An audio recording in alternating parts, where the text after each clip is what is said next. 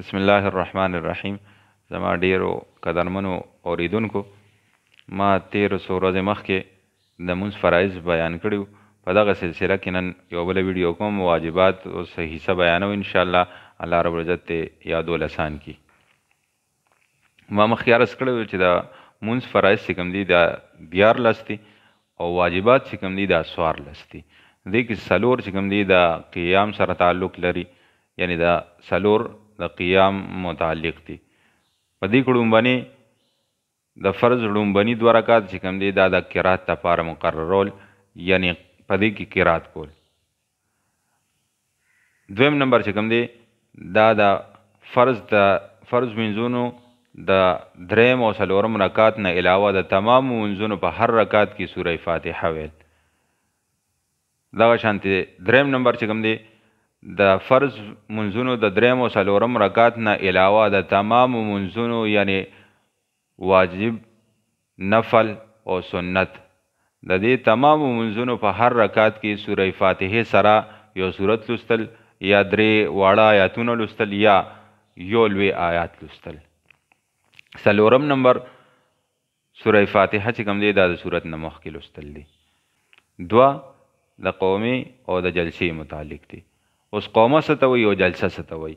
قومه وایي د رکوع نه نیغ ودرېدو ته، او جلسه وایي د دواړو سجدو درمیان کې دا لږه شانتې ناسته چې ما تاسو کوو، دغې ته وایي جلسه. اوس دا دواړه دي واجب. او دلته یو مسله بیانوم زما عزتمندو، چې کله واجب پاتې شي په مونځ کې نو دې سره راځي سجده سهوه. کله چې یو سړی واجب پرېږدي او سجده سهوه مو نه کړي نو د مونځ نه کېږي. نو اوس ما تاسو لږ په خپل منځونو باندې غور وکړو چې یاره ما قومه کړې ده که نه مې ده کړې، ما جلسه په څه انداز کې کړې ده. قومه وایي دا رکوع نه نیغ ودرېدو ته، زه نو نیغ ودرېدم او که نیغ ونه درېدم، که نیغ ونه درېدم او سجده سهوه مې ونه کړه مونځ مې ونه شو. اول خو دغې ته خیال کول دي چې دا رکوع نه نیغ ودرېدل دي، بیا د هغې نه بعد چې کوم دی سجده کول دي. بعضې خلک داسې وي چې بس سبحان ربی العظیم، سبحان ربی العظیم، سبحان ربی العظیم، دې 3 پیرې پوره شو، بس د هغې نه بیا ډایرکټ سجدې لتلي. داسې نه دي کول پکار. دا چې کوم دی مونځ کې واجب پاتې شو. بیا جلسه دا چې کوم دی دا هم واجب ده. یو سجده وکړه، بیا د هغې نه راپاسه ښکلې مزیدار لږ ساعت کښېنه، بیا د هغې نه بعد دویمه سجده وکړه. بعضې ملګري داسې چې هغوی د سجدې نه معمولي سر راوچت کړي لاني او بس بیا واپس سجدې لتلي. داسې چې کوم دی دا مونځ چې کوم دی هغه حدیث مبارک کې راځي که نه، چې بعضې مونځونه داسې وي چې په هغې باندې الله رب العزت پوره اجر و ثواب ورکړي.